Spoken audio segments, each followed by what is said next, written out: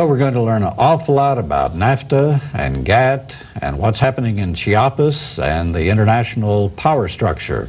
In the two-part series, we're going to have a discussion with Mike Conroy. Mike Conroy is an economics professor at the University of Texas at Austin, has been for many years. He's associate chairman of the economics department. And also, he's the director of the Latin American Economic Studies program. Mike's going to tell you a lot about NAFTA that you hadn't heard about before. He is an expert in the area of Latin America, particularly Central America, has traveled in these areas that we're talking about, and he has been on a lot of talk shows, radio programs, and has written articles about NAFTA and the problems with it. So we're real fortunate to have you back with us again. Thank you, Frank. The Chiapas uprising is one of the things that's making a lot of headlines right now. Now, you've been down through that area. First of all, what is the area like geographically? Well, Chiapas is, interestingly enough, a geographical continuation to the north, extension to the north of the mountains of Central America. People who visualize southern and southeastern Mexico, as they would see Yucatan as flat with ancient indigenous pyramids poking out of it, in fact would find if they went through Oaxaca and into Chiapas that this is very broken, very mountainous, heavily wooded, high pine forests mixed with intermountain valleys, with many areas that have only primitive roads going through them. And so if one were to speculate on where within Mexico an indigenous uprising might take place, that's tactically the most interesting place for it to occur. Now, what is the connection here? That's right next to Guatemala. You suppose there are things going back and forth? There's been an uprising of the Indians, the indigenous population, for many years in Guatemala. Well, I think, Frank, that the Mexican government would love us to believe that this is nothing but a little outbreak on the Mexican side of the indigenous struggles that have occurred in Guatemala. As you know, and as your viewers will know, Guatemala has had the longest sustained indigenous revolt of any of the Central American countries, going all the way back to 1953 and 1954. And many of the guerrilla forces working in Guatemala have moved some of their camps and bases of operations into the very rugged area on the Mexican side, and there have been hundreds of thousands of Guatemalan refugees on the Mexican side. But I don't think any of the evidence that we have of the origins and growth of the Zapatista National Liberation Front suggests that it has any ties other than maybe some tactical ties to the guerrilla forces in Guatemala. Now, this uprising, this revolution or revolt, whatever term you want to use, seemed to be very highly organized and widespread. So this must have been something that just wasn't very spontaneous. Well, I think in some levels it was very well organized. The anthropologists and others who have worked down there over the last 10 to 15 years have been filling the electronic mail with accounts of their encounters with these people going back 5 to 10 years. But on the other hand, it isn't nearly as well organized as the Central American insurgencies were, in that, for example, more than half of the people who were participants, wearing the uniforms, wearing the red mask of the Zapatista Front, more than half of them had no weapons at all. Many of them carried wooden weapons with knives attached to the end of them, so that it was a badly armed and apparently poorly financed group, but very well organized. You're right, their ability to take over and to hold 7 or 8 towns for many days at the beginning of January was an indication of the level of sophistication and organization that they had. And support of the people, I would assume, also. Most of the people who are in the area and talking to people in the area say that there is considerable support for their fundamental call, for their fundamental proposals. There has been, as usually happens in the mainstream media, much more emphasis on the 1 or 2 incidents where villagers rounded up some of the Zapatistas who had few or poor arms and held them in the plazas and beat them up while waiting for the army to get there. But more of the in-depth reports that are coming out now talk about the fact that we're dealing with a situation in which fundamental injustices, especially associated with the indigenous population in Mexico, are breaking out into an uprising. I think it's much too early to call it a revolution. It's clearly an uprising. It's clearly a revolt. And it's something that the Mexican government was totally surprised by. Now, I've read reports and also heard on the National Public Radio that the estimations of the Mexican government that, just a few dozen people have been killed are very, very off base, and that as many as maybe 1,000 people have been killed, and the Mexican army is still carrying out air raids and artillery attacks against villages and so-called guerrilla strongholds.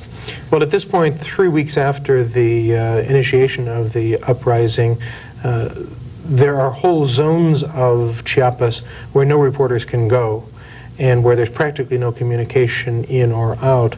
So we don't really know. I think you're right in saying that most of the more recent reports suggest, and the human rights groups in Chiapas are beginning to build documentation to show that the death toll overall was considerably greater than the official toll being quoted by the Mexican government. But we really don't know, and we won't know until third parties, until the Red Cross, or until the United Nations is able to get people back into the mountains to many of these villages that have been cut off for the whole 3 weeks. The poverty there is incredible, I understand. This is the equivalent in Mexico of our deep south in the 1950s, of our Appalachia, of our Ozarks. These are terribly impoverished, remote, rural areas that have not been kept up with the changes that have taken place in the rest of Mexico. Mexico went through very difficult times in the early 1980s. The Mexican economy has been booming since then, but Chiapas isn't feeling that. Chiapas is also separated by the indigenous factor. And the gap within Mexico remains enormously large. For the last 50 years, as in pattern which was similar to that of poor Southerners moving to the north when industrialization took place in the north of the United States after the Second World War, poor Mexican Indians have been moving to the north, towards Puebla, towards Mexico City, and further north, looking for the opportunity, which has, in fact, grown much more rapidly close to the U.S. border. And of course, that's one of the reasons for the NAFTA involvement in the whole question of Chiapas. Before we get into NAFTA, I understand that Sotelo, who's the leader of the insurrection, was saying that they just want education, they want opportunities, they want food, they want medical help. These want the normal things that people would want. They said that, and here's a quote from a statement that he had, press conference, "We're fed up with the misery and humiliation inflicted upon us by landlords, the international timber corporations which denude the last remnants of our forest, the corrupt officials who have forgotten what the word justice mean." And they said NAFTA was the last straw. Well, I think that it's more important to emphasize the most fundamental sources of their inequality and their poverty, which is the question that's referenced there in terms of their relationship to the landowners and the landlords. These are regions of Mexico, the majority of whose population is indigenous. It's Native American. And just as the non-Native American population in the United States forced Indians in this country off of their land, pushed them further and further back into the mountains, further out into the plains, these people have suffered the same sort of difficulties at the hands of the largely Ladino or mestizo dominant population within Mexico. So this is a portion of Mexico where the indigenous dimension has also had a tremendous link to economic and political power and most fundamental rights. This is the part of Mexico where people who come in and stake a claim to land because the families who have been living there for 300 years never got official titles to the land are forcing them off of the land. And so their relationship with the local power structure, the local economic structure, the local political structure is one of subordination because they're both poor and inarticulate because many of them don't speak Spanish, many of them speak only the indigenous languages, and they have been so isolated in the mountains that there is no basis for them to obtain justice within the Mexican system. Well, this method you talk about of taking the land away from people is something that's been happening all over the world for decades. Indeed. But it's interesting for a person like me who has worked so much in Central America over the last 15 years to see how similar the problems of the Tzotzil Indians in southern Mexico are to the Mayan Indians of Guatemala. Or of the Pipiles in El Salvador at the turn of the century when they were forced off the land by the Ladino population and began the creation of the social tensions which led to the widespread civil war in El Salvador. This is a portion of Mexico which is far more like Central America in terms of social and economic and ethnic characteristics than Mexicans want to have to face. Now, we had a couple of programs back about 1978, 1979, in which people, or one person was talking about the uprising of the people in the cities and towns, driving out their local mayors and all that. And another program where the fellow actually spent time with some guerrillas in, I don't know, it was Oaxaca, where it was, somewhere in this. And they actually had arms, and they would carry out operations against landlords and take some of the, and there are other areas of Mexico where they've had uprisings like that too. How widespread is this type of thing? Well, it's at different levels.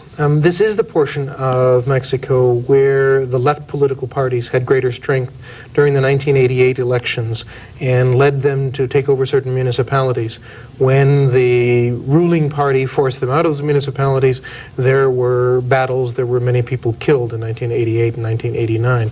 Comitán is a town in that area that is now back in the news because it's one of the places that is serving as a base for the Mexican army to go out and look for the insurgents, for the guerrillas in the mountains. So it isn't the first time that the attention of the world has been called to this kind of problem within Mexico. I think it's the brilliance of the stroke that they would start on January 1st, on the first day of NAFTA, at a moment which is particularly embarrassing to the Mexican government, that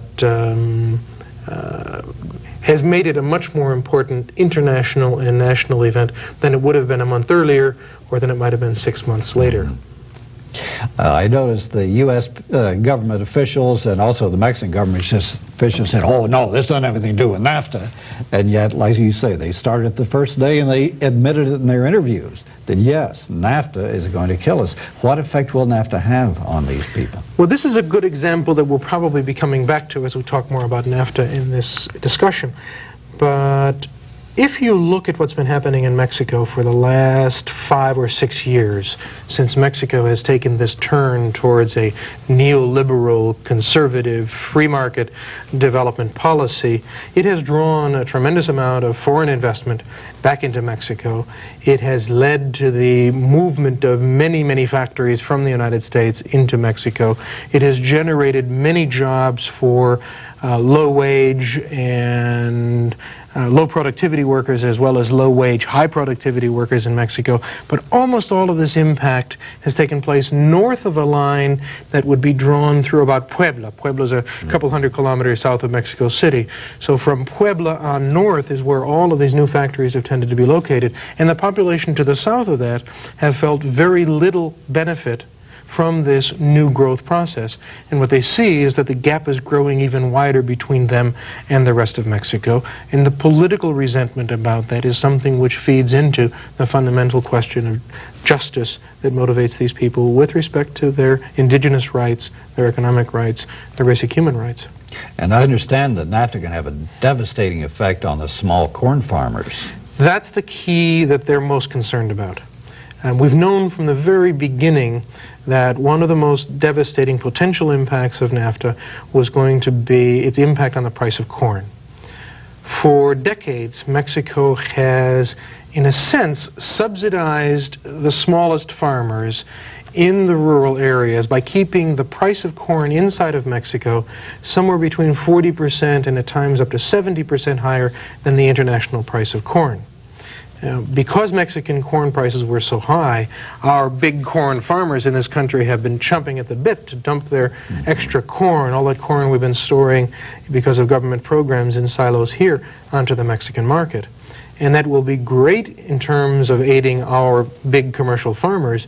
It's going to be devastating for that large proportion of corn farmers in Mexico who are subsistence level farmers who can just barely make it on the rural land with corn, some of which can be sold at these subsidized prices into the Mexican markets. And one of the big surprises out of the negotiation of the NAFTA treaty was that the Mexicans did not demand more leeway for slowing the rate at which corn prices were going to fall. In fact, they're going to fall very rapidly, and there's very little protection for the Mexican corn producers against that. And the majority of that impact is going to be on those portions of Mexico where the largest number of subsistence farmers are, and that's largely south of Mexico City. And that'll drive them off the land, and they'll... Drive them off the land, drive them into the cities, drive them north, drive them towards jobs in the north, drive them beyond the jobs which may or may not be there in the north, towards the U.S. border. And there's another big problem. They've announced that the communal lands on the big ejidos will be sold instead of letting the people work them now. This is a double blow for the poor farmers throughout Mexico. One of the most important changes instituted by the Salinas government in Mexico has been a radical transformation of what's called Article 27 of the Constitution. Article 27 was the portion of the Constitution that created the communal farm system and protected that farm system from outside market pressures, giving the land to the people who had been farming it for hundreds of years, but saying you cannot sell this land. You have to use it for you and your families and other members of your community as a basis for growing, and prohibiting the sale of that land. The transformation of Article 27 has now permitted the sale of that land, and what we're finding is that large quantities of that land are being sold to commercial farmers, and hundreds of thousands of peasant farmers are moving off of the land because for the first time they can gain a little bit of income from selling their land, even at dirt cheap prices, to finance their move into the city where they have hope of some better living. Oh, it's a terrible situation. It's going to be... Well, I remember a statement, I forget if it was the Minister of Interior or one of the bureaucrats in the Mexican government saying that, okay, if you don't pass NAFTA, so that we can export more easily to the United States, we'll just export our people. Well, we may have ended up with both things occurring. We certainly ended up with NAFTA in effect and can expect to see a dramatic increase in exports of Mexico to the United States. But even some of the studies that were done immediately before the passage of NAFTA by people who were supportive of NAFTA, like Tom Espenshade at the Urban Institute in Washington, illustrated that the most likely impact of NAFTA is to accelerate the process by which Mexicans will move across the border into the United States. And the reason for that is very straightforward and relatively very simple. The impact on agriculture of moving people out of the countryside who can no longer produce at even a minimum subsistence level because of declining prices for agricultural commodities, and other transformations. One of the transformations that people have talked about in Mexico is parallel to what we have to expect in this country. Large numbers of small factories employing large numbers of people are going to go under as they now compete with the transnational giants that are moving their production from the United States into Mexico, using much more capital-intensive processes, using much less labor. And where's that labor going to go? Well, maybe into the service sector economy. Also very likely that it'll look at the possibility of improving its lot in life by moving north. Along this line, in the Spotlight, there was an article about this, and it indicated the chapter and page and a line where it was talking about this situation, and it was saying that there are provisions in NAFTA that within 2 years there will not be any citizenship requirements laid upon people who will immigrate. Now, I haven't read the rest of it, looked it up.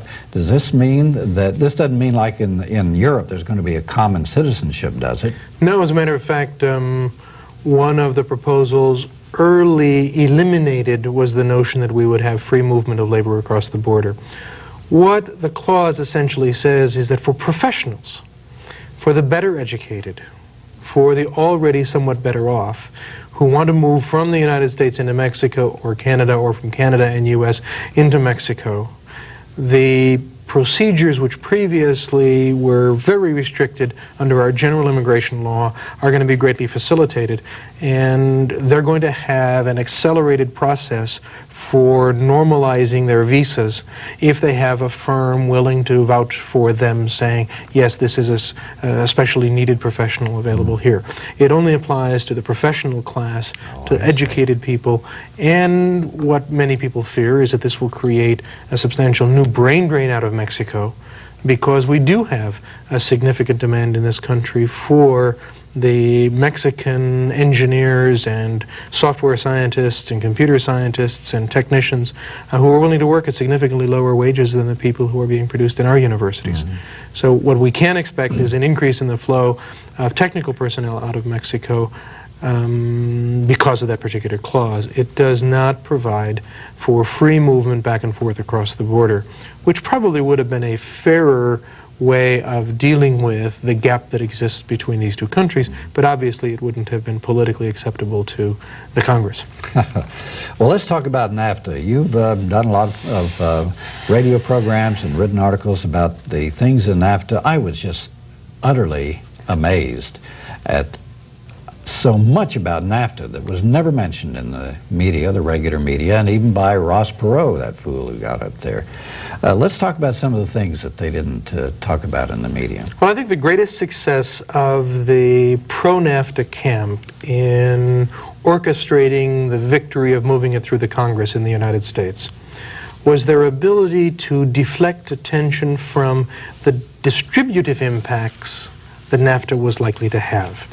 What they did is they forced the debate and couched the debate in terms of the overall benefits and the overall losses, probably but not certainly going to be gained by each of the three participants. And even over that there was tremendous debate. But by focusing so much of the debate on whether there would be a 300,000 job gain or a 500,000 job loss in the United States after 5 years because of NAFTA, once they had focused it very much on that particular debate and commissioned lots of studies to analyze that, they deflected attention from the fact that whether there's going to be a small net gain in the United States or a small net loss in the United States, there could be enormous distributive implications that were not brought out in any but some articles that a couple of colleagues and I did and debates that we did, but never in the national debates at the top levels. Let me give you an example. Vice President Gore, in his debate with Mr. Perot, a debate which really was the end of the line for the anti-NAFTA group. Mr. Perot was unfortunately so outrageous in ways that were offensive not only to Mexicans but to those of us who work in Mexico and respect Mexico, that he also alienated many of the people, including Congress people, I believe, who might have been willing to vote against NAFTA had it not meant that they then had to associate themselves with some of the craziness of his presentations. But in that debate, Mr. Gore was arguing there are going to be 200 or 300,000 new jobs in the United States. Mr. Perot was arguing there will be a loss of millions of jobs. Well, that number, a net gain of, say, 300,000, is a number that hides far more than it really reveals, because you could have, as I fully expect is going to occur, the loss of 1 million to 1.5 million jobs in the poorer portions of the United States, the South, the Southwest, the Southeast, where so many of our workers are low-wage, low-skill, low-education workers with whom Mexicans compete very, very effectively. And if there is a gain in jobs, it's not going to be in those areas. So if you have a million loss in the South and Southeast and the gain of 1,200,000 in the North and Northwest, that's a net gain of 200,000. But the impact upon the Southeast and Southwest is so totally understated by saying there will be a net gain of 200,000 jobs that we're focusing on the wrong dimension. It was easy for the administration later to point out that the economy gains about 11 million jobs and loses about 10 million jobs overall every year. And that tends to be relatively evenly distributed. We're talking about firms that close, factories that close down, factories that move. And if a factory moves out of Texas and goes to the north, that's a loss of jobs in Texas and a gain of jobs in the north. But we have about a $10 million churning, 10 million person churning in our labor force every year. So an addition of 200,000 is minuscule by comparison. But what it doesn't point out is that we're going to have certain industries, the textile industry, the apparel industry, the auto parts industry, the food processing industry are going to be moving much more rapidly to Mexico than they were from 1988 to 1992, 1993 already. We saw a massive movement of those industries into Mexico, and now they have many reasons for accelerating that process, affecting specific regions of the country. Chicken processing. It's a nasty business. It happens to be one of the businesses on the basis of which Mr. Clinton built up the economy of Arkansas, but that part of the Arkansas economy is now severely threatened by the ability of those same patriotic U.S. chicken packers to move to Mexico and ship the chickens back across the border, now with no tariff. Chicken packing is an industry that requires very close scrutiny by state and local government for occupational safety and environmental reasons, to the extent that people in places like North Carolina and South Carolina and Arkansas have been increasing the scrutiny of occupational safety and environmental conditions. They're heading south. Where even though there may be good laws in Mexico, they're not enforced. Well, in the particular case of occupational safety, there aren't good laws in Mexico. There aren't good right-to-work laws or worker protection laws. The unionization is more often than not a sweetheart union that's associated with the ruling party. And the environmental laws, the definition and the argument about environmental law is a much more complicated one than was dealt with in the debate here in the country. But even there are economic advantages of fulfilling to the expectation of Mexican law the environmental conditions down there, which give them an advantage even over poor rural areas of Arkansas, poor rural areas of North Carolina. So those industries are the ones that are going to be devastated. And it isn't a situation where you take a 45-year-old, semi-literate, white woman sewing in a factory in rural North Carolina that you're going to say, fine, now that we have a new job opening up in the computer industry in the Northwest, we're going to move you to it, right? Yeah. Even if we had programs to do it, which we don't, even if we had programs to do it, this person isn't going to be qualified for the jobs that are going to be created. And they wouldn't want to leave the place where they live. They probably wouldn't want to. But what they're going to have to do then is to pay the cost and the consequences of this international agreement, which undermines their lifetime of building expectations about being able to live out their lives close to their families in the communities where they grew up. But nobody talked about those distributional impacts other than a few of us. And there was another subject which you mentioned, and that is they talk about free trade, and yet what, 1,000 pages of protectionism in the agreement? Right.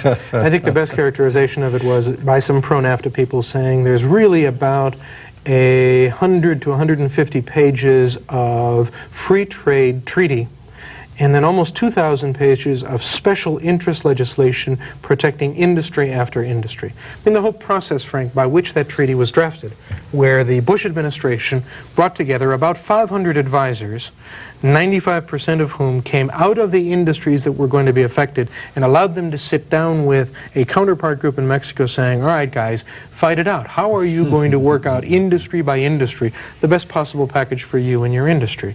What this has given us is a situation where there are outrageous protectionist clauses in the treaty as it was passed, giving benefits to those specific industries that were able to push through what they most wanted to do. Concrete example. It is now required that, as part of the content requirements for televisions that are manufactured inside of the North American Free Trade Agreement, that one specific component, The general rules are a certain proportion have to be made locally. But they specifically put in saying that the picture screen has to be manufactured in Mexico, the U.S., or Canada. Well, almost all of our pictures tubes have been brought in from Japan, from Taiwan, from Korea. And what this is a tremendous boon to the U.S. picture tube manufacturing industry, which is now opening plants in Mexico to produce for the newly protected North American market for picture tubes for the televisions that are in. There are dozens of examples like that all the way through the treaty.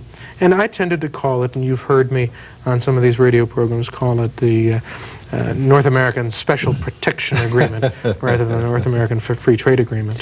And then in order to bribe enough Congress people to get them to pass this thing, they had to hand out what the nation has said, enough bribes in the way of protections and other special considerations, something which may cost the taxpayers as much $50 billion just to get this thing passed. It was ironic because a lot of the special deals that were cut during the last 3 or 4 days of negotiation were things that in fact violated the North American Free Trade Agreement. Yeah. Concrete example, the sugar industry in Florida and in Colorado. The sugar cane industry in Florida, the sugar beet industry in Colorado were adamantly opposed to the Free Trade Agreement because they fully expected that Mexico would dump large quantities of sugar into the U.S. at substantially lower prices, and then Mexico would replace its sugar with sugar they could get relatively easily from Cuba. So this Cuban connection was something that the sugar industry was hollering and screaming about. Well, one of the things that Mr. Clinton agreed to, even though it technically requires a modification of the treaty, that the Canadians and the Mexicans were willing to overlook, was to say to the Florida and Colorado sugar producers, we are simply going to not follow the terms that are specified in the treaty for a minimum of 5 years, and then only phase in very slowly what changes are going to be phased in for the sugar industry, even though the sugar industry clause was quite different in the treaty. So this was supposed to be fast track. This was supposed to be yes or no on the treaty as it was, and when it came down to getting the last few votes, they made changes in the treaty by agreeing somehow to block the imports of sugar for another 5 years, protecting that special industry and simultaneously calming the fears of the Cuban-American community in Miami that Cuban sugar was going to indirectly come in through Mexico. To me, one of the most absolutely censored, never mentioned in any of the news broadcasts I ever heard or any of the debates, and that is the absolute could be the destruction of economic democracy or even our democracy, and that is these resolution dispute panels and tribunals, these secret things that are in the treaty, not talked about. Can you tell us about those? Well, they still have to be formulated. One of the things you got to realize about the Free Trade Agreement was in order to get it through, and in order to get it through without having to take the time to work out all of the details, that, for example, the European Community took 28 years to work out, the creation and staffing and organization of all these panels. The treaty simply says there will be a resolution dispute panel, and it provides some minimum detail on how one has to approach these if there is a dispute. But as things stand right now, if you were a small producer of a product in central Texas, in the northeastern United States, in the northwestern United States, and suddenly found yourself being inundated by Canadian or Mexican products that you were certain they were dumping into our markets, the dispute mechanism doesn't exist. It isn't clear who you go to in order to call for some new intervention to stop that dumping, and gradually they're going to be created, but they don't even have bylaws. We don't know what the composition is going to be. We don't know how they're going to be named. But the most important details of our trading relations among these three countries are going to be resolved by these panels, and we don't know yet who's going to form them, how they're going to be formed, what participation, if any, we will have democratically in them, other than the fact that presumably there's going to have to be some agreement between the ruling administrations in all three countries about their composition at some point in time. But it is an elimination of much of the authority that Congress previously had for making these determinations and making these decisions, and passing them on to international tribunals over which We can't even claim to know how we're going to exercise some control because we don't know what the composition of them or their structure is going to be. Now, the Multinational Monitor has a whole edition on NAFTA, and it has 2 pages on these tribunals, and it talks about you know, all the procedure to go about it. And mainly, it's to keep the ordinary person or public interest groups keep their noses out of the situation. But as I understand it, these tribunals would have the authority to, in effect, strike down any local, state, or national law which the companies or the national governments claim will be an impediment to trade. And some of these things have already, under GATT, for instance, have been challenged. And for instance, they forced cigarettes on Thailand. Thailand was wanting to, was concerned about the health of their people, and so they said, okay, we're not going to import cigarettes. But the tribunal, the GATT people said, you gotta, that's an impediment to trade, a barrier to trade, and so now Thailand has to take cigarettes. And so they could conceivably strike them down in the sense that they can fine countries, or they can have retribution with the other trading partners against that particular country that has this what they consider an offense, and it's all done in secret by these panels, which are you know, pro-business to start out with. This can have far-reaching consequences for democracy. Well, I think where I find it most threatening has to do with the kinds of grassroots democracy that in this country, for example, has been the strongest basis for the evolution and growth of the environmental movement. It's a very severe threat to the ability of unions to negotiate improved conditions for their own workers. It's a serious threat to the fundamental rules, and what we're really talking about here are the rules that we use for allowing goods to cross the border. What NAFTA does for these 3 countries, what GATT does for the world, and we can talk about GATT later because it's actually a little more frightening with GATT. What NAFTA does for these 3 countries is sets a basic set of ground rules that will be abided by all 3 partners, minimizing the conditions under which you can stop the movement of a product from one country to another. Now, part of the ploy that's been used is to say, if you're against GATT, you're obviously a protectionist, and if you're a protectionist, there's something wrong with you. But even that hasn't been dealt with appropriately. We deliberately choose to protect ourselves.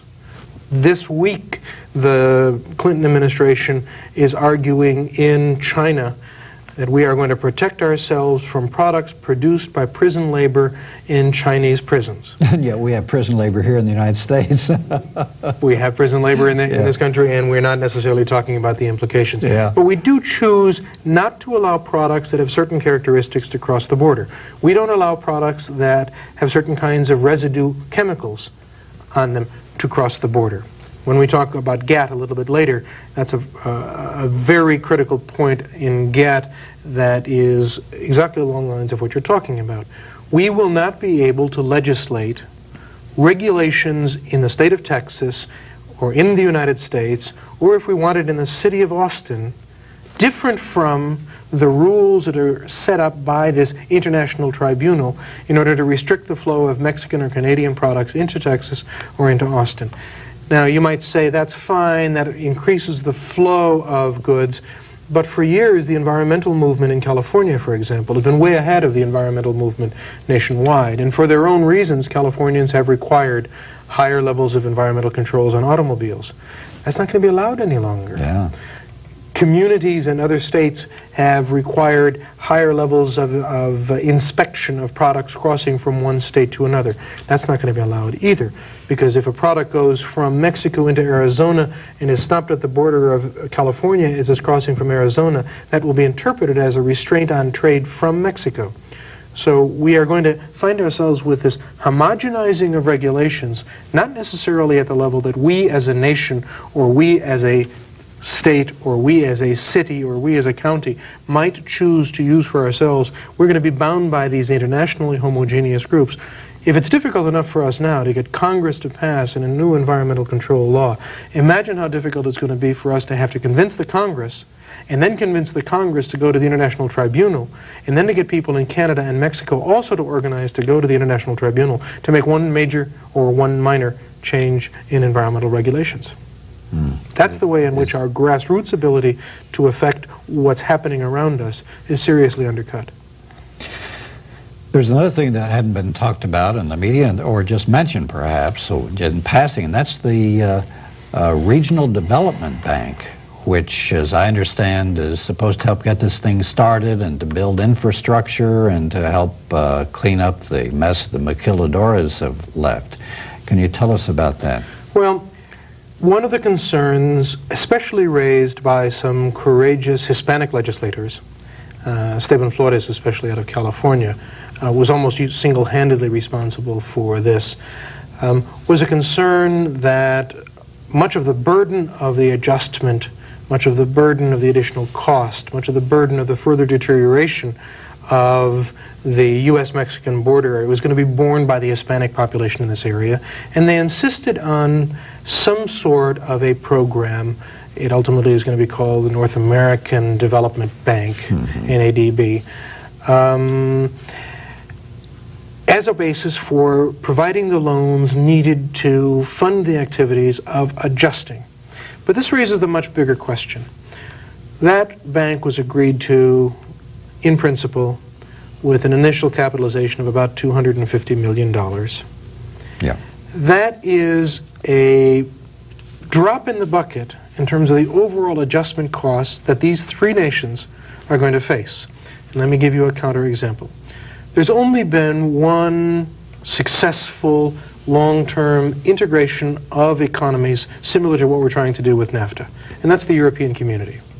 Now, they started in 1958, and only in 1992, what is that, 34 years later, finally joined all of their programs together and created what was a complete European Union. In fact, they call themselves now the European Union, which allows free flow of goods, free flow of capital, free flow of people across all the boundaries of these countries. But look what they've had to do in order to adjust to and assist countries to adjust to it. From the very beginning, they recognized there were going to be regions negatively affected, workers put out of work, factories closed down, and so they created two major European programs, the European Development Fund and the European Social Fund. The European Development Fund is used to assist those communities that lose their factories to search for another factory, to provide some subsidies to the location of a new factory, to develop a new industry, to find new technology, to create the jobs so that people can get back to work after the factory closes because it moves from Germany to Spain or from Spain to Germany within the European Union. Now, 34 years later, they have continued to increase every year the amount they spend on those adjustment programs. They are spending in 1993-94, in their fiscal year, more than $8 billion. 34 years into the adjustment program. They have spent a total of hundreds of billions of dollars helping communities adjust to all of the impacts that the integration is designed to have. We recognize that we're supposed to have significant changes in our economies. We're supposed to get a leaner and meaner U.S. economy, a leaner and fatter, or fatter and meaner Mexican economy, a Canadian economy which is more rationalized. But this means closing factories and opening plants. It means closing some jobs down, retraining people here. We have not created anything other than this tiny little $250 million border development bank as a basis for adjustment. It's nothing. As an economist now, what's the difference with the economic union, a European Union, with joining of people like France and Germany with economies like Italy and Spain, but the United States and Canada joining what's in fact a third world country, or at least maybe half a third world country, almost a little bit more than that. Mexico, that's an enormous gap. Right. There's never been a successful economic integration between countries with as large a gap as exists between the United States and Mexico. The way the administration countered that suggestion was for the early trade negotiator Carla Hills as well as President Salinas when he visited here in Austin 2 years ago, saying, yes, but in the European Union, the gap between West Germany and Portugal was about the same as the gap between Mexico and the United States. It was a very good suggestion. It was a good try, but it was wrong. First of all, because it wasn't just Portugal joining with West Germany. In 1986, which is the last major expansion of the European Union, European Economic Community, it was Spain and Portugal joining 11 other nations. And when you compare the standard of living in Spain and Portugal to the average standard of living in 11 other nations, they had already about 60% of the standard of living of the rest. And so the gap was between one region that was 60% of the whole and others at various levels. The Mexican economy, compared to the US and Canadian economies, has a standard of living on the most favorable terms of analysis, and we did the analysis here at Texas. Under the most favorable terms, about 23 to 24% of the level of development of the United States and Canada. We've never had a successful integration of economies like that. So we should expect really serious changes, larger changes than they were expecting in the European Economic Community. Therefore, we should expect to need greater adjustment funds.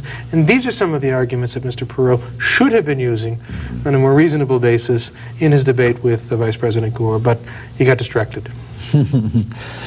What about some of the perhaps less significant things, but still things that could happen, like the safety and licensing requirements of trucks and drivers coming across? And there was a big article here in the Austin Statesman, American Statesman, about the drug lords buying up trucking lines and warehouses on the Mexican border, because all the goodies, they can now come in much more easily because of NAFTA.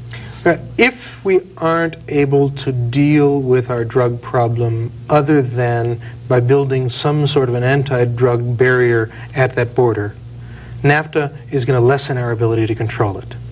If the only way we can keep drugs out is to stop them from crossing the border with these radar balloons and with aircraft chasing aircraft and with all the high-tech stuff along the ground, NAFTA is going to make it much easier to get drugs across.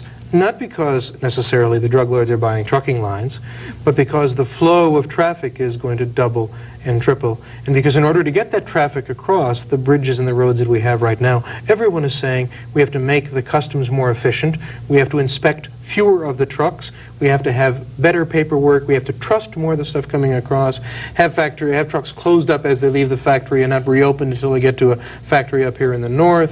All of that is going to increase the ability of diligent drug traffickers to move large quantities of drugs across the border much more easily than they have in the past. Alternatively, we could increase the amount of surveillance and put whole divisions of the military down along the border, as certain political candidates are now proposing. Stop every truck for a half an hour to 2 hours, unload it, inspect it for drugs, load it up and move it across again. But the howls and screams that you'll get from the business people because of the slowing down of the crossing of the border will make that impossible. It is going to be easier to cross the border, and that means it's going to be easier for drugs to cross the border. But that's also simply a reflection of the fact that the solution to our drug problem is not stopping the movement of drugs across the border. It's reducing the demand and changing the focus in this country, changing the social conditions which lead people to turn to drugs. Another category of concern and contention are licensing of professionals. Now, can the Mexicans who want to come up here, for instance, and be doctors or dentists or lawyers, can they go to one of these tribunals and say, hey, the requirements for getting a license to practice in the United States are too onerous, it's a restraint of trade, and so our requirements will have to be lessened to meet those? There is going to be some harmonization of that. But I'm actually less concerned about that than I am about many other characteristics of it. In fact, the quality of the training of Mexican professionals is very, very high. I don't think we need to worry about the quality of the physicians that come out of the Mexican schools of medicine. Principal reason that people will go to Mexico to study medicine rather than stay in the United States is the American Medical Association restricts the supply of doctors in order to keep doctors' wages high by lessening the number of people or limiting the number of people who can get into medical schools. And there are lots of very, very good people who then turn to Mexico and other countries for their training. More importantly, The quality of the training makes these people very, very competitive with workers in the United States. And if they can't find ways of getting into the United States to work under wage scales that are typical of the United States, they will go to work in factories in Mexico where they'll work for substantially less, in the software industry, in the computer industry, in the design industry, in the advertising industry, and in biomedical industries. That's likely to take place. I'm not worried about the quality of the workers coming across. What I'm worried about is that the fact that you have such very high productivity, high quality workers in Mexico who, because of a variety of conditions in their labor markets, work for half or less of what comparable people work for in the United States. I heard one person say, Doug Kellner, our friend Doug Kellner, said that he thought that the passage of NAFTA was Bill Clinton's big and first litmus test with the American power structure and ruling class, that even though he could be wishy-washy and a wimp and compromise so much on things that might affect the people, they were really playing hardball to get this thing passed. This was a supremely important thing. Well, when David Rockefeller comes on TV and starts talking about it, you know that they're really concerned. Well, I think that there's no question that conservative business interests, and especially the transnational corporate interests, wanted NAFTA very, very badly. And the fact of the matter is that Mr. Clinton's coalition was a coalition of labor, environmentalists, women, minorities, and conservative democratic business interests. The one thing which the conservative democratic business interests demanded of him as a precondition for their support in his election was his support of NAFTA. And it is something which is going to tear that coalition apart to some extent, and has already torn that coalition apart. The severance of his ties with labor is going to be costly to him later on when he wants their support on other issues. But what it was a moment in which the business community, the transnational business community, really represented by and led by Secretary of Treasury Benson, who was the most pro-NAFTA member in the whole Clinton administration, pushed this through as something which they absolutely had to do if they didn't want to completely alienate the business community. And it makes sense that the business community would push for it. This free trade agreement is a big business free trade agreement. It's a free trade agreement which is going to hurt small business, it's going to hurt local business. It's very, very good for those corporations that are large enough to produce in both places, to market in both places, to combine their production facilities so that components are made in Mexico, components are made in the United States, assembly takes place one place or another, and then they ship to the rest of the world. Little firms can't do that.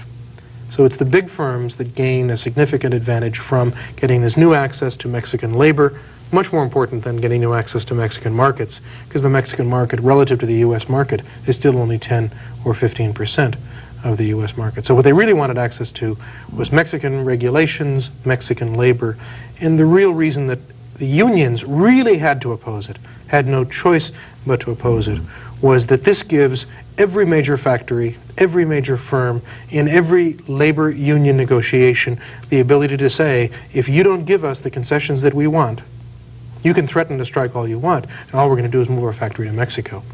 We're going to have a gradual overall lowering of wages in the United States, of laboring conditions, of the ability of unions to negotiate because of that constant threat of being able to move a factory into Mexico where you can find high quality, high productivity, low wage workers to replace any group of workers in this country. So it looks like the condition of the American standard of living is going to worsen and worsen and worsen at a time when it's already at the lowest level in decades. No, the liberalization that has taken place under Reagan and Bush has already forced the real earnings of families in this country down for almost 20 years straight. It began in 1973 and it's continued coming down. What it'll certainly do is it will eliminate some of the possibilities that we would have had for higher standards of living. It isn't going to push U.S. wages suddenly to the level of Mexican wages, but it's going to eliminate many of the opportunities that we might have had to raise wages in this country. More importantly, and this I think is the bottom line argument for me in terms of NAFTA, it gives all the wrong signals to firms that use American workers. There are two alternative future roads that American industry could follow. It could follow the road that the Europeans and the Japanese have been following, which is a high road, high productivity, high skill levels, enabling them to pay high wages for the production of world-class goods. And the good safety net, social services. With a good set of social services paid for out of that high level of productivity and the taxation that comes off of it. There is another road, which I call the low road, and that's the road of saying we can also produce the same products using labor-intensive processes with low productivity, low-skill workers, where rather than pay for high-productivity workers whom we have to train and retain and keep and work with using the latest of high-tech machinery, we're going to go with a low-tech solution, and we're going to outcompete the Mexicans, we're going to outcompete the Koreans, we're going to outcompete the Brazilians by getting our wage costs down even lower and using what are essentially third-world production processes. By opening the door to Mexico, we're allowing many more U.S. firms to say, I can now supply the U.S. market using the low-road strategy, whereas previously they would have given much more serious thought to taking the high-road strategy, investing in their workers, raising their productivity, and being able to pay higher wages. In our last Alternative Views program, we dwelt at length with NAFTA, and particularly covering all the aspects of it that were not covered by the regular media. We were talking with Mike Conroy, who's an economics professor at the University of Texas at Austin, director of the Latin American Economic Studies program, and he's the associate chairman of the economics department. This time, we're going to talk about the big daddy of GATT. I saw a statement somewhere that said if you like NAFTA, you'll love GATT, because GATT, the General Agreement on Tariff and Trade, is something which could be even much more devastating than NAFTA. But before we have our interview, here are some news stories from the alternative press. Well, in one of the biggest fraud cases in history, it was announced by the New York Times on October the 21st that Prudential agrees to pay investors for fraud losses at least $371 million, that 400,000 individuals were affected by this court decision. It appeared that Prudential Securities, which is a unit of Prudential Insurance Company of America, has been facing legal claims from people all over the country, investors, who said that the firm systematically cheated them in the sale of more than $800 billion of limited partnerships that invested in oil, gas, real estate, etc. Most of the investors were assured that these were safe, conservative, secure investments. In many cases they weren't, and they were told of tremendously lucrative returns that would accrue from this investment that didn't materialize.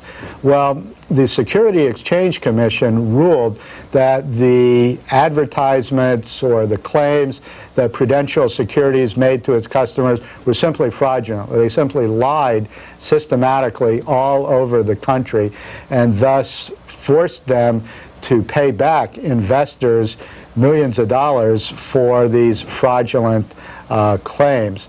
They also charged the SEC widespread securities law violations at all 9 Prudential branch offices, failing to live up to terms of a 1986 settlement with the SEC on fraud charges, and severe legal and compliance problems with a whole lot of different issues. I think it should be pointed out that this is not a fly-by-night organization we're talking about. Prudential is one of the core Rockefeller establishment financial institutions, and has been for years and years and years. It always kind of galls me to see some of these big corporate executives saying, well, now all these bad things that you see about these capitalist corporations, those are just the smaller and medium-sized corporations. The big ones, we are good corporate citizens. We wouldn't stoop to that. Well, we found out what happens with Prudential.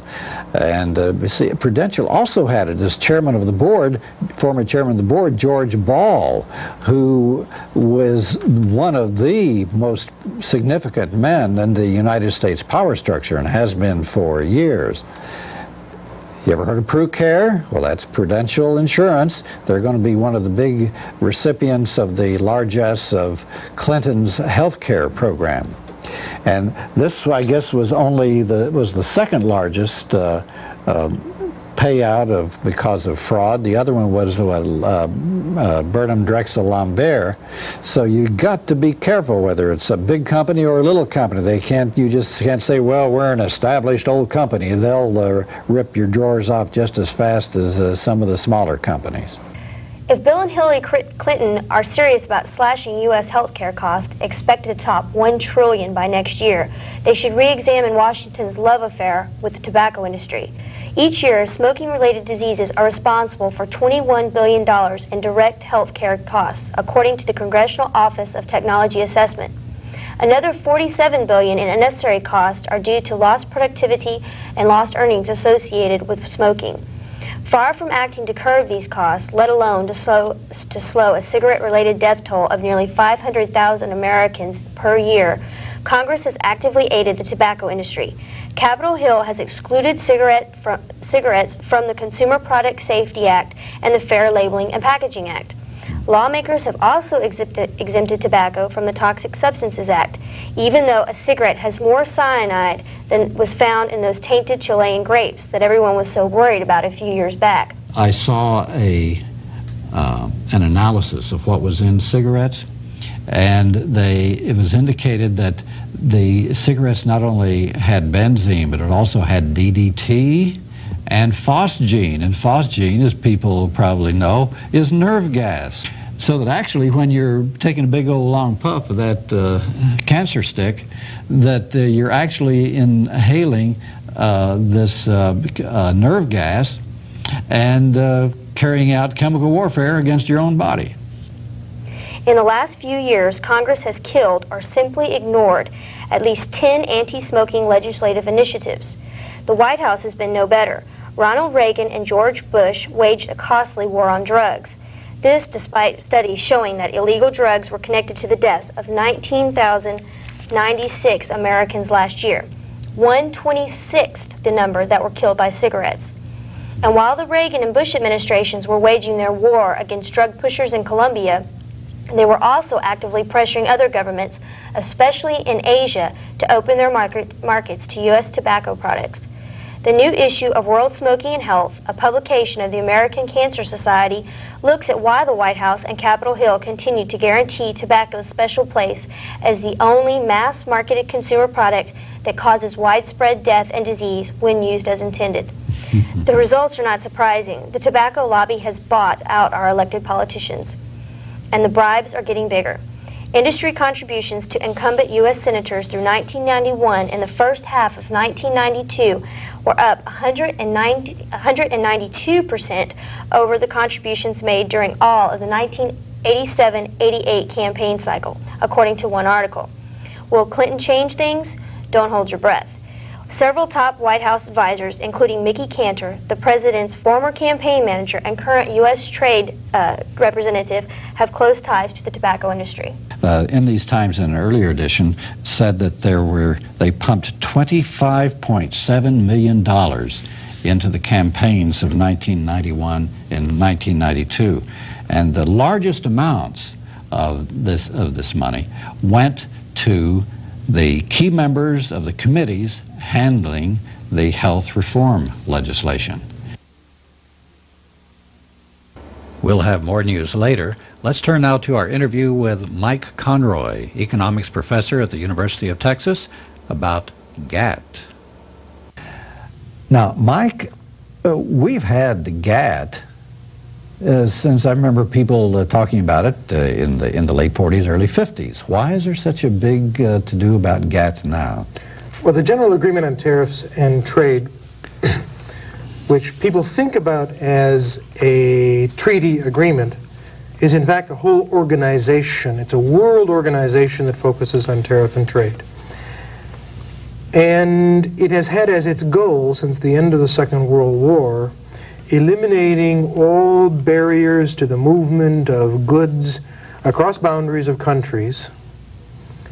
And it's come back into our focus since 1986, when the latest round of negotiations was begun.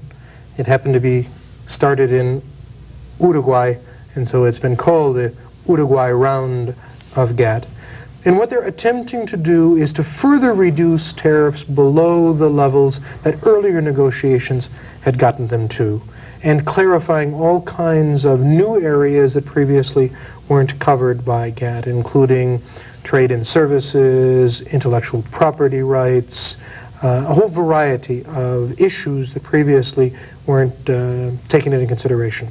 The new GATT agreement, which emerged from negotiations in Geneva, where it's headquartered, on December 15th, is not what people had hoped it would be in the end, because it isn't a complete agreement. It is still riddled with compromises and concessions and special interests.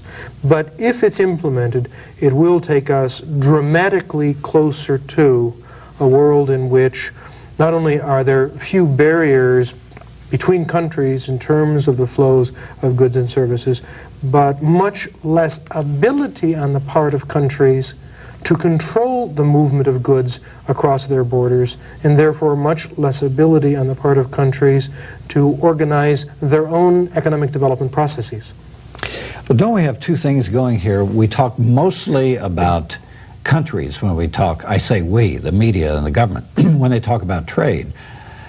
But trade is carried on by corporations, multinational corporations, and I guess I've seen the most of it's carried on by, I think, about 500 multinational corporations. And I've also seen figures that up to 50%, maybe even more than 50% of the trade is not trade from one country to the next, but it's intra-company trade. It's a company trading with its subsidiaries, etc. So what are we really talking about here? What we're talking about here, plain and simple, is an attempt by the largest corporations of the world, who have little or no allegiance to a single nation, to eliminate, it's their attempt to eliminate the last barriers that they have to face for the movement of their goods back and forth across borders. In the elimination of a wide range of regulatory policies, of industry subsidy policies, of protection policies, and I don't call them protectionist policies, but I call them protection policies because we have a legitimate right to some protection of our national interests. The elimination of those protection policies so that they have an absolutely clear and open playing field on which to operate. The trade, you're absolutely correct, is dominated by a small number of very large corporations, and the vast majority of the world's trade doesn't pass through what we call free markets.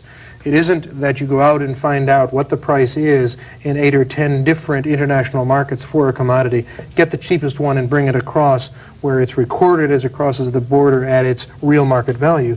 The vast majority of trade takes place within corporations, where one subsidiary of a company sends a product to another subsidiary of a company. And the prices that are charged for that transaction have nothing whatsoever to do with free market prices unless it's absolutely coincidental. The prices which are charged in this process called transfer pricing, something which Congressman Jake Pickle just began to scratch at during his last year and a half in the Congress. Transfer pricing allows firms to put whatever price they want on the commodity that they move from one country to another, and by setting their prices, they can not only avoid taxes in the higher taxing country, but they can have enormous impacts upon the terms of trade, upon the value of imports and the value of exports of the countries with whom they're working, avoiding virtually any governmental control over the movement of wealth within these corporations. That's why GATT is so important to the global elite of corporations, because it reduces dramatically the limited barriers that still exist to their total operation on a global scale, without much control at any local level. Now, there's something else that's happening too, and that is the division of the world by the big guys into basically three areas: the European Union, the Western Hemisphere, and the Asian Rim, with Africa, I guess, being tossed in there for whoever wants it. But now, how does this fit into the GATT type of structure? Well, I think the most important force within GATT is simpler than that. It's the group of 7. The 7 largest industrial democracies, they call themselves. Yeah. 7 largest industrial countries. The United States, Great Britain, France, Italy, Canada, Japan, Germany. and Germany. Okay? Those 7 countries effectively account for more than 60% of world trade. Just the trade among themselves. And so one of the things that we saw taking place during the closing days of the negotiation of this last round of the GATT treaty was tremendous outcries coming from other countries around the world saying, wait a second, you can't do that. That wasn't part of what we did in our negotiations. And they essentially said, wait a second, just forget it, guys. We're talking to one another. And the final round of negotiations was between the French and the United States and the Germans and the Japanese over what concessions they were willing to make, because theirs were the most important markets in this process. And it really does separate them out from the rest of the world. So you really have the group of 7 and the rest of the world. And this particular round of agreements is going to be most beneficial for the group of 7. But the vast majority of the other nations around the world are going to have to go along with it, otherwise they get excluded and get isolated, because they have to have access to the markets of the group of 7, and unless they abide by the GATT treaties, they're not going to get that access. Well, now, as I understand it, these group of 7 countries still, if we're just talking about countries as traders, they still trade mainly among themselves. That's correct. Although there is some north-south trade. That's correct. But now, what are they setting up the division of these 3 areas of the world so that they can vertically, geographically, exploit the raw material and all, and the cheap labor in these areas that they will dominate? Well, I tend to think that what we have are different stages in the movement towards a single goal that they have set out. The single goal that they've set out is to have no barriers whatsoever inhibiting their ability to go into Irian Java and take the minerals out of Irian Java utilizing very low wage and ship them to anywhere in the group of 7, or to go into newly independent, newly democratized South Africa and to exploit that particular market, selling their products as well as bringing the minerals and other resources out. They want access to those markets, but those aren't the really dominant markets. It's the trade among these countries, you're correct in saying. But as steps towards GATT, and to some extent as goads to the creation of GATT, and as fallbacks in case GATT didn't go through, you had the creation of the European Community, now the creation of the North American Free Trade Agreement and its possible extension to other countries in the Western Hemisphere, and the creation of a Pacific Rim trading group where Japan is negotiating special trading relationships with Thailand, Korea, Hong Kong, Taiwan, in its sphere of dominance. But it's really a much more complicated world than one which would be broken into those three groups. If there hadn't been agreement reached on GATT, the Europeans were perfectly comfortable emphasizing over the course of the next 10 to 15 years the further integration of the European community and its protection from the rest of the world. Had it not gone through, NAFTA would have become the basis for the expansion of U.S. markets and U.S. access to Latin America, and Japan would have further established special trading relationships. But all of these individual trading relationships now will be superseded by GATT, because GATT's rules are even more general. GATT's rules are even more profound. GATT's rules are common across all of these regions, and in theory at least, GATT will break down some of the protectionism that still remains between NAFTA and the European community, or between NAFTA and Japan. Isn't this also going to solidify or put in concrete the existing economic development and trade relationships, because the United States, or Germany, grew behind protectionary walls. The United States industrialized behind high tariffs, and so did Korea and Japan and Taiwan. So this means that the international power structure is going to make sure that there are going to be no more of these upstarts that could maybe challenge their hegemony. Well, that's a very insightful comment, Frank, and one that we haven't seen too much in the press. What GATT does, among other things, is it eliminates many of the developmental tools that countries have successfully used in the past to go from raw material exporters to industrial giants. The best example of that, I think, is Brazil. Brazil has a tremendous amount of schizophrenia around its participation in GATT, because Brazil is a very large country with mineral wealth and industrial wealth and its own technology and so forth. It's also taken advantage of a deliberate process of violating patent laws, of pirating software, of copying computers. It's been an outcast, but it may well have been the best strategy for Brazil not to sign copyright laws, not to sign new agreements on the protection of intellectual property rights worldwide, because then it has to start paying licensing fees for things that it gets from other parts of the world, which right now it can simply copy. Used to be we would claim that it's just those communist countries over there that are copying our technology and not paying for the patents. Well, in fact, it turns out that the biggest copiers of software, the biggest imitators of computer chips, the biggest non-legal or illegal copying comes out of places like Taiwan, Mexico, and Brazil. And one of the things they're going to have to give up as a process under this GATT agreement is their ability to do that with some impunity. They're going to have to eliminate the subsidies that they give to the development of specific industries. Here's a concrete example. What's the model which is being used now as the example that the poor countries of Latin America and Africa should pursue as a basis for developing a high standard of living? It's the Asian model. It's the mini-dragon model of Korea, Taiwan, Singapore, and Hong Kong. And the theory is that that's a free market model. But as soon as you start looking at what those countries did in the 1960s and 1970s in order to go from being relatively primitive countries to very advanced industrial countries, you find it wasn't the free market model. It was rather a very deliberate set of government programs in coordination with the largest industries, creating local monopolies, protecting them from international competition, demanding that they export their products, demanding that they become internationally competitive, and conditioning the continuation of government support on the evidence that these industries were internationally competitive. That's not the free market model. No. That's a very deliberate developmental model. Those programs would not be allowed under GATT.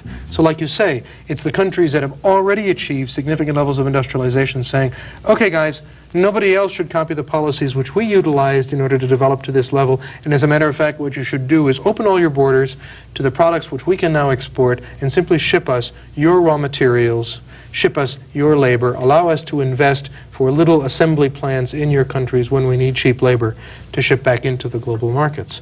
And it is, in a sense, an attempt on the part of the already powerful nations to eliminate the future ability of Brazil or of Mexico or of Colombia or of Indonesia to implement policies which would make them serious industrial threats in the near future. This will also entrench some of the worst dictatorships and also prevent any indigenous or popular uprisings, too, to take place, I would think.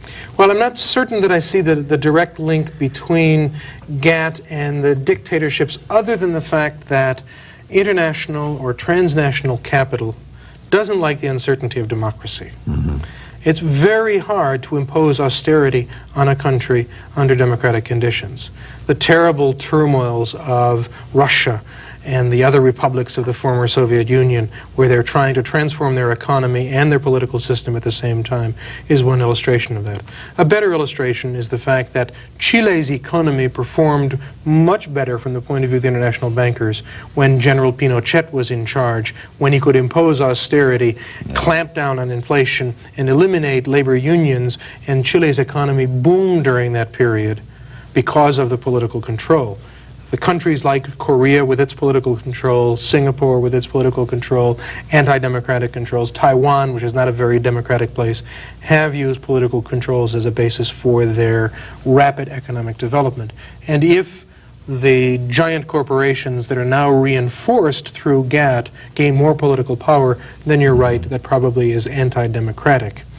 The theory, of course, and this is all based on theory of free trade and the link between free trade and democratization. The theory says free trade will help to bolster the more economic growth, and more economic growth means more democracy and so forth. But if we look for cases indicating much of the concrete dimensions of that theory, they're hard to find. Now, you mentioned free trade. Now, this goes back in theory to the great economist David Ricardo centuries ago. And you hear all the time, oh, are you a free trader or a protectionist? It's almost like a McCarthyism, that if you're not for free trade, you're just a bad person. What does free trade actually mean nowadays? Back in Ricardo's era, it meant that one country would do what it could do best, another country would do what it could do best, and then they would trade, and everybody would benefit. David Ricardo talked in terms of a principle of comparative advantage. And that principle of comparative advantage is the tool that we use for teaching our undergraduate economics students the meaning and the advantages of free trade. But as the New York Times was forced to admit in a front-page story last December, right about the time the GATT treaty was to be signed, that here's a primer on free trade. And it got into the third paragraph of its primer on free trade, and it said, but you've got to admit that no economist can give us concrete examples of the notion that free trade will necessarily raise the standard of living of all of those who participate in it. We do know that free trade raises the standard of living of those who are more powerful, more advanced, more developed in a free trading relationship. What's more difficult to demonstrate is that it significantly improves the lot of those who are less powerful, who are smaller, who don't have the same economic clout or political clout in the global economic system. Truth of the matter is, there is no country in the world that practices free trade. Second truth that I think we have to recognize is that the Reagan and Bush administrations claimed that their target was for us to be the leading nation in terms of free trade. One of the problems we got into by the end of the Reagan period and through the Bush administration was that we suddenly found that here we were proclaiming the principles of free trade and acting as though we wanted to push the principles of free trade, and most of our trading partners thought we were crazy. The Japanese aren't free traders, the Germans aren't free traders, the British aren't. Margaret Thatcher might have been, but British government policy was not. The French are not free traders. The Canadians may be closer, or at least they were closer under Mulroney, but then Mulroney's whole party disappeared after he signed the North American Free Trade Agreement on behalf of Canada. All of our trading partners practice one level or another of protection, and it's very sophisticated protection. It's not just tariff barriers, it's a wide array of non-tariff barriers. The Japan bashing that takes place in this country ought to be recognized as statements that say Japan is not a free trader. The world markets in which we function are not free markets. So the argument from the very large corporations is GATT will move us towards more free markets and force us all to be more free marketeers and allow us to have more efficient trading relations. And you get these numbers of hundreds of billions of dollars in increased welfare that comes essentially from having access to somewhat cheaper products from some place that we weren't getting them before. But there's a problem. The problem is, it isn't whether you protect or not. Everyone protects. There are certain things that we simply don't allow to go across our borders. Anyone who suggests that there are systematic reasons for protecting, anyone who suggests that we ought to protect in order to allow certain industries to develop, David Ricardo's old infant industry argument, is now called protectionist and therefore wrong. But if you push these anti-protectionist folks to the wall, they're going to say, yes, yes, yes, we always have to have some basis for protecting. And what we're really doing now is negotiating the conditions under which other countries are going to have access to our markets. But at the same time, the corporations that are backing this are also negotiating the conditions under which they're going to have access to the cheaper labor in other markets in which they'd like to produce. To me, one of the scariest things about GATT is the World Trade Organization. Is that the name of it? That's the group that's supposed to be created. Yeah, and those are the people who in secret will be determining whether there are any violations of GATT, and then they will assess the penalties. That'll be the teeth in GATT. Well, GATT has always had an enforcement organization. And under that enforcement organization, one country after another has gone forward and said that particular policy in that particular country represents illegal subsidies. Therefore, we are allowed to pose a punitive tariff on the goods coming from that country. The U.S. has done it more frequently under the Clinton administration than it did under Reagan and Bush in order to protect industries that seem to be attacked by government subsidies elsewhere or by other violations of the earlier varieties of the GATT agreement. And one very vivid example of the problems this can create for us comes in terms of the institutions that GATT has for protecting people against pesticide and chemical residues on food that goes back and forth across the borders of one country or another. GATT will not allow you to impose a control on the movement of food products into your country that is other than the common standard worldwide control that's allowed. Jim Hightower here in Texas has been one of the most outspoken opponents of that because, as he points out, in places like banana products coming across from Central America, from Africa, from Asia into the United States, the code, which is the common code in terms of the amount of DDT which will be allowed on bananas, allows 50 times more DDT than we presently allow coming into the United States. The U.S. will have to change its laws to allow that global standard of DDT on bananas at the startup of GATT, and will then have to lobby with an organization that is called, and if it sounds arcane, it really is, it's called a Codex Alimentarius. Oh, yes, yeah. The Codex Alimentarius, from the Latin for food-related code, is based in Rome, and they set the global standards. So if you and I, as individuals who want to organize a grassroots movement to change the levels of pesticides which are allowed on products coming into this country, now have to go to Congress in order to get that changed. We also, under GATT, would have to go one step further. If we can convince the U.S. Congress to direct the U.S. government, then we have to go over and convince this whole body of representatives from around the world under the Codex Alimentarius, including all of the representatives of the banana-producing countries who are going to say, well, wait a second, if we don't use DDT, it's going to be more expensive, we can't make that transformation that rapidly, and they will oppose any increase. So what we have at great cost done in this country in terms of raising our environmental standards relative to many of the world standards are going to get beaten down in terms of the quality of products that cross the borders.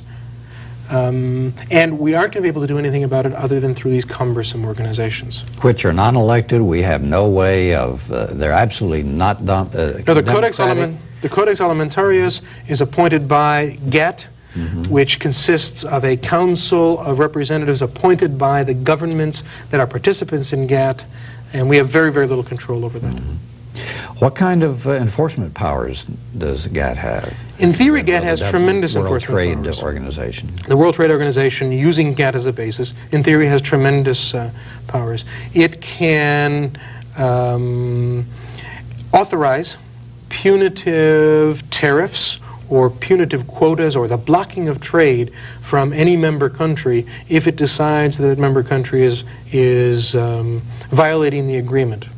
So if, for example, you're a Honduras and you're trying, as a tiny, tiny country in Central America, trying to stimulate the development of a little textile industry, and you come up with a creative program for giving low-interest loans and other support to some cooperatives or small business people trying to set up that textile industry, Korea, a gigantic textile country, or Japan, or India can go to the GATT and say, that's a violation because that's an inappropriate subsidy. We don't care whether they call it a development program or not.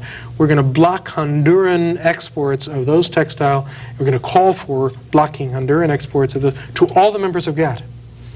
And so the authority is ultimately the ability of GATT to block the exports of a country that is in disfavor at that particular moment for its policies to any other member.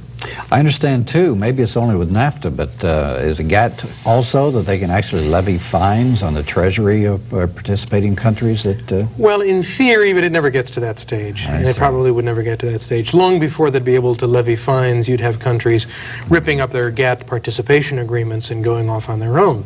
Which would be difficult because the whole world would be operating under GATT, and they would be outside of this wall. That's exactly right. And so the dynamic tension there is between GATT's, the heavy-handedness with which GATT implements its regulations. At the same time, it doesn't want to see countries pull out. But it's the smallest countries, the ones that most desperately need a little bit of freedom to exercise some progressive developmental policies that are going to be most isolated and have the smallest amount of clout and the smallest amount of power in this whole process. Like Thailand being forced to import cigarettes when they tried to protect their countries, their people's health.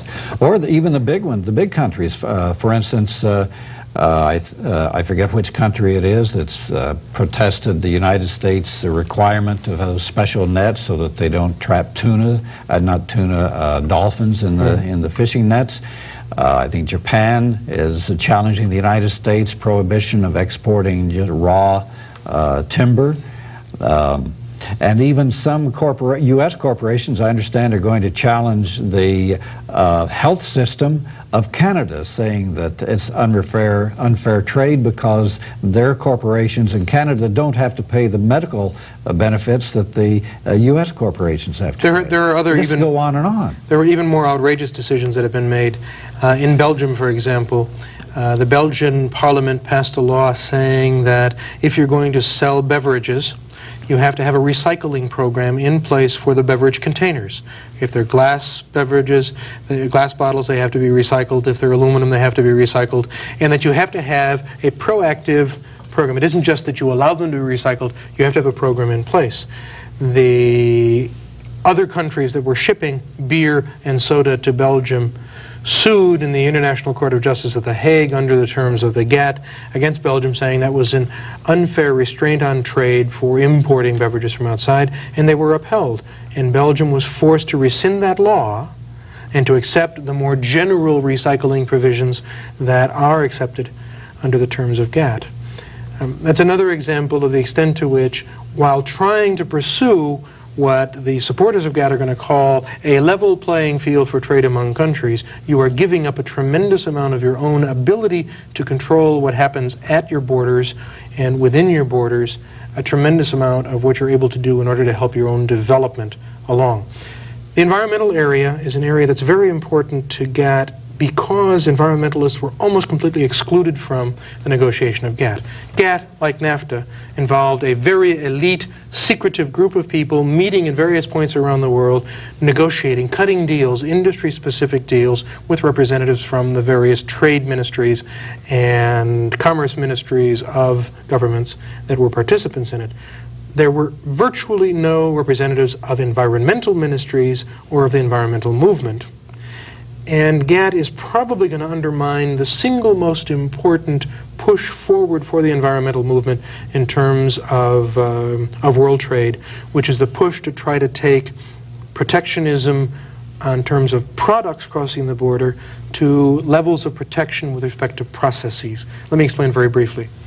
Right now, you can stop the importation of a banana coming across the border if you find pesticide or chemical residues on it beyond U.S. standards. After GATT is signed, it'll be only stoppable if it exceeds the Codex Alimentarius standards, which are often much higher than U.S. standards. Higher in the sense that they would permit more of these pesticides. They would permit more of the pesticides to come in, a higher quantity of parts per billion allowed on the fruit or on the vegetable. What environmentalists have pushed for is not product requirements, because you can grow broccoli with illegal chemicals and then wash the hell out of that broccoli and get most of those chemicals off. And the inspection system is so bad that a lot of it will go through in any event. They want process requirements. The environmental community worldwide wants us to change trade laws so that if you use an illegal environmentally damaging process in Mexico, in Thailand, in Colorado, outside of Moscow, wherever it might be, if you use a process which is found to be environmentally damaging, that product you should be able to ban because it is hurting the global environment in the process of making something cheaper as it goes across the border. This would mean global inspection of environmental processes at the plant level, which in fact is a very important goal of the environmental movement. GATT, as it stands right now, would eliminate any possibility of process restrictions on the conditions that you could legally use for barring the importation of goods into the United States or any other GATT member. You know, Mike, what I see in all of this is well, I started to say subtle. I guess maybe it's not quite so subtle. At least it isn't quite so abrupt. But it's really an international revolution of people from the international power structure, which is basically economic in nature, taking the ability of people to have any democratic control, whether state, local, or national level, and taking it all and putting in international bodies. We have had the International Monetary Fund and the World Bank, but now all of these things like NAFTA and then with GATT, all of these decisions will supersede anything at the democratic level in any country. And then you also see efforts by these same people to beef up the United Nations, give the United Nations taxing authority, give the United Nations its own army. Of course, the UN is a very undemocratic organization too. So it looks like slowly all of these democratic gains, not just in political but environmental and health and everything that we've fought for centuries, it's all being taken away from us. And people don't even realize it. And I think what's even more dangerous, I think you're fundamentally right, what's even more dangerous is we think we have greater democratic control over our local communities, over our state and local governments, and we struggle for better democratic control over our national governments, but they're becoming increasingly irrelevant to the real economic decisions that shape the quality of our life. It's these global institutions that most will determine much that has to do with the quality of our life. If GATT goes through, corporations will have better opportunities than ever to move their production to that place where they can produce at the very lowest wages with the very smallest amount of environmental regulation, and they will be guaranteed under the terms of GATT access to the markets in all the rest of the world. It is something which threatens much of what we have been able to pull together as a social contract in this nation with respect to environmental controls, minimum wages, protection of workers, keeping children out of factories, the conditions under which people are able to work in dangerous occupations. All of this is being undermined not by a choice that we're making, but by our national acceptance of a set of international standards that are dramatically lower than our own, and against which we will not be able to protect ourselves any longer, because as soon as we try to say, gee, we don't like the environmental conditions in that Thai factory where they're producing those goods which are being shipped into the United States, with very, very limited exceptions, prison labor, child labor, and a couple of other very minor exceptions, slave labor, we're not going to be able to block them. We're not going to be able to bar them. And we're going to be left with this illusion that now we have access to cheaper goods, but we will have access to cheaper goods, and the people who are producing them are going to be suffering the consequences of our having allowed this global system to be created over which we have less control than we ever have, and against which we have far less recourse than we have right now with respect to most of the processes that affect our lives.